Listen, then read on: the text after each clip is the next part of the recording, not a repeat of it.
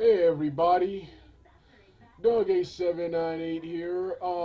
This is my long-awaited review of Avengers Age of Ultron. I actually saw this film last Sunday, but I kept putting this review on and off.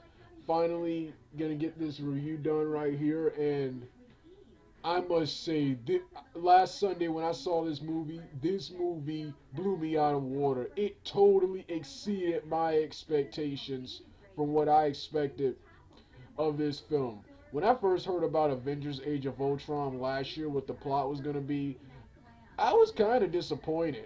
I didn't see how a robot built by Tony Stark would be a threat to the Avengers, or at least the Hulk, Thor, and Loki, who was supposed to be in the film, I didn't see how a robot made on Earth, if he was a transformer or a robot from space, then it would be believable. But I didn't see how a robot would be a threat to them. But so that was one of the problems I had. But I'm pretty sure the chemistry between the actors, the action sequences will be enough to make up for any of the problems I have with this film's story. I was just a little disappointed. I was also disappointed with the fact that following this film will be Captain America. Next year will be Captain America Civil War. And in the comic books I don't like Silver in the comic books I don't like Civil War. So I think it was a desperate attempt to counter Batman and Superman Dawn of Justice next year, which is loosely based on The Dark Knight Returns, which is also similar, which that is Civil War, are both similar. So I didn't like that, but when I heard that this film, when someone told me that this film would probably lead up into what will happen in Marvel's Civil War, Captain America Civil War, I started to look forward to this film. Then I really started to look forward to this film when I saw the badass trailers. Then when I also started looking up to this film when I heard who was gonna be in this film. Characters like Scarlet Witch, Quicksilver, Vision, Loki, who got cut, and and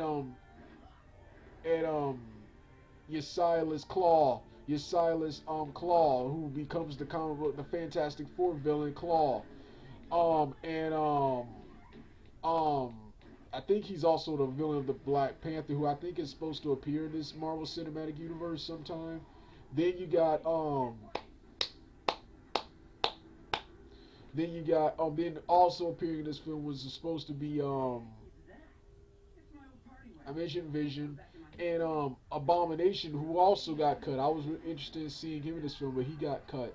So this made me really want to see the film even more when I saw the trailers, and I went to the theater from the opening scene, which I'm not going to talk about. This will be a non-spoiler review. Later on, when the film comes out on DVD, I'll give a full-length spoiler review. But this is a non-spoiler review right here. From the opening scene, this film had me hooked for the rest of the movie. The character development. I also liked how since characters like Hawkeye, Black Widow, Vision, Scarlet Witch, and Quicksilver, who all of them were awesome in this film, by the way. I like how the film shed some extra light on them. Since those characters, unlike Iron Man, Captain America, Thor, and the Incredible Hulk too, since those characters will be getting films of their own, and these characters weren't getting films of their own, they set some light on them, and I love the role they have for Hawkeye in this film. The humor and chemistry between the actors is always there. That always wins me over, even if the films suck. Even if the films itself, in my opinion, just really aren't that good. Even the film story. The films are great. It's just the stories, particularly in Iron Man 2 and 3, I just didn't care much for. But yeah, the chemistry between the actors and the humor always wins me over. Then of course the badass the badass action sequences and CGI.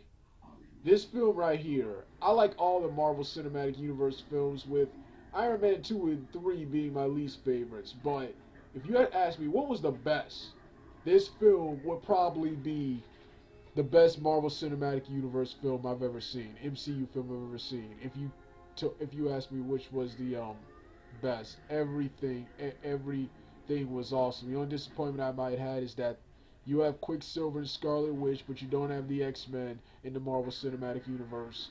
And low-key, since the film was already clouded with characters, his scene had to be cut out. Then, of course, the end. I'm not gonna say who, but the ending credit scene was awesome. Had the scene I wanted to see. Had the movie I wanted to see and can't wait for. The Avengers film I want to see and can't wait for it. Then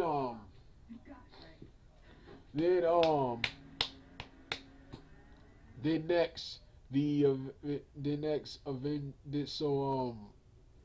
And then yes, finally I got to talk about the Ultron. The Ultron was an awesome villain.